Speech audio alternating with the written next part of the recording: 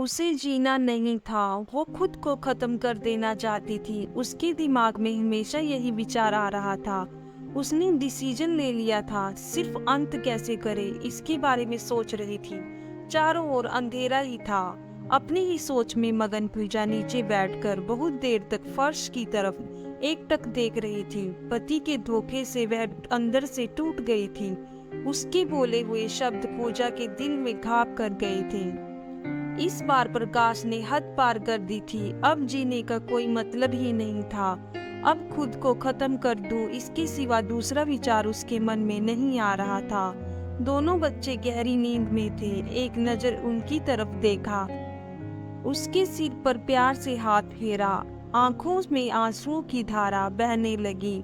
उसने मन में एक दृढ़ निश्चय किया था।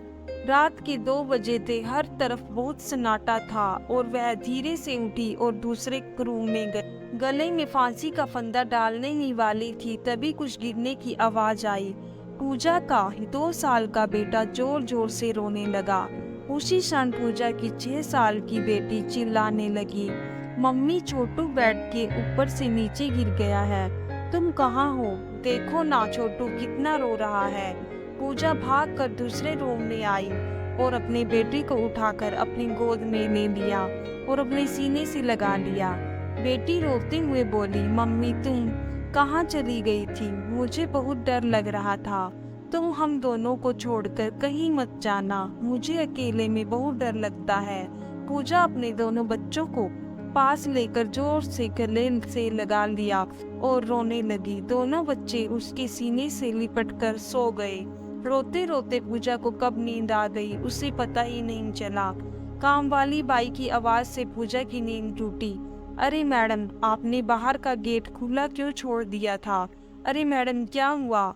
अभी तक आप सोई हुई हो? तबीयत तो ठीक है ना? वो खुद को संभालते हुए बोली, हाँ थोड़ी तबीयत ठीक नहीं है। घड़ी में वक्त देखती है तो 9 बजे थे। आज तुम्हें आने में इतनी देर क्यों हो गई?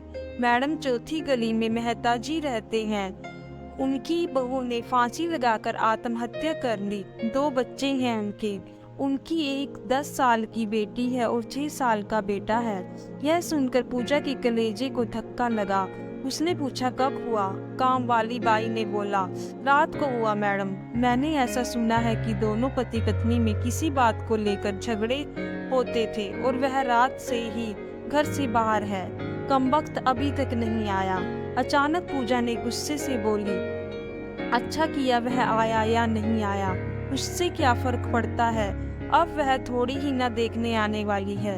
यह सुनकर काम वाली बाई पूजा के कान के पास आई और धीरे से बोली, मैडम मैं अनपढ़ गवार हूँ और घर घर जाकर झाड़ू पोछा करके पेट भरती हूँ और आप पढ़े लिखे हुए लोग हो। भले ही मैं आपसे उम्र में बड़ी हूँ, जीवन का अनुभव आपसे थोड़ा ज्यादा है। आजकल साहब और आपके बीच जो चल रहा है वह ठीक नहीं है। यूं बंद था फिर भी मेरे कान खुले रहते थे। मैं एक औरत हूँ और औरत का दुख मैं भी समझती हूँ, इसलिए मुझे आपको एक बात बतानी है।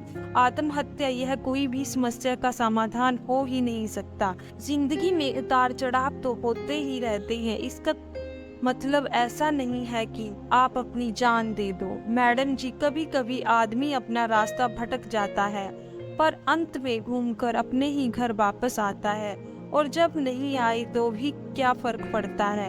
आप किसके लिए मरना चाहती हो? जो आपको प्यार ही नहीं करता, जिसको आपकी थोड़ी सी भी परवाह नहीं हो, उसके लिए आप जी नहीं सकती। जो आपसे प्यार करते हैं, जिसको आपकी कदर हो, आपके माता पिता जो आपसे बहुत प्यार करते हैं, आपके बच्चे जिनको आपकी जरूरत है। काम वाली बाई का बोलना सुनकर पूजा की आंखों में से आंसू की धारा बहने लगी। पूजा काम वाली बाई को गले लगाकर रोने लगी। काम वाली बाई पूजा को चुप कराते हुए बोलती है, बुरा न मानो तो एक बात बोलूं मैडम, खाली दिमाग शैतान का घर होता है। आप घर में बैठकर फालतू बातों को सोचते हो।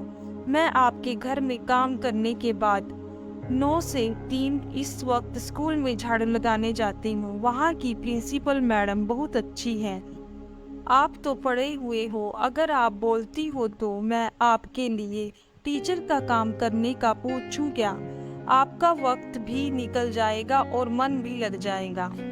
इस पर पूजा चुप बैठी थी। कोई भी जवाब ना मिलने पर वह बोली, मैं आपके लिए चाय लेकर आती हूँ, और काम करने लग जाती है। काम निपटा कर बोलती है, मैडम मैं जाती हूँ। उतने में पूजा उससे बोलती है, रुको, तुम स्कूल में मेरे लिए पूछना, यदि संभव हो तो प्रिंसिपल मैडम का नंबर मुझे ला कर दो। काम वाली बाई के चेहरे पर खुशी का भाव दिखा। वह पूजा के पास जाकर बैठी और धीरे से बोली, मैडम मैंने दूसरे रूम में बेड पर स्टूल रखा हुआ देखा था। ऐसा आप कभी मत करना, यह आपका घर है। इसे बचाने को आपसे जो हो सके वह कीजिए। बिना लड़े आपने हार मान ली है। वह पूजा के हाथ अपने हाथ में लेकर बोली, मैडम एक फिल्म में एक हीरो ने एक डायलॉग बोला था, लड़ाई लड़कर जीती जाती है, मरकर नहीं, क्योंकि मुर्दे कभी लड़ा नहीं करते। काम वाली बाई का बोलना सुनकर पूजा का मन हल्का हो गया और उसे एक नई आशा की किरण भी दिखी। वह अलमारी में से अपने सर्टिफिकेट निकालने लगी। दोस्तों, पति पत्नी का रिश्ता यह बहुत स्नेही होता है। भगवान को यही दुआ करती हूँ कि कोई भी पति पत्नी के जीवन में ऐसा मोड़ नहीं आना चाहिए। अगर आया भी तो आत्महत्या ये इसका इलाज नहीं है। जीवन में कोई भी समस्या का आत्महत्या यह समाधान हो ही नहीं सकता।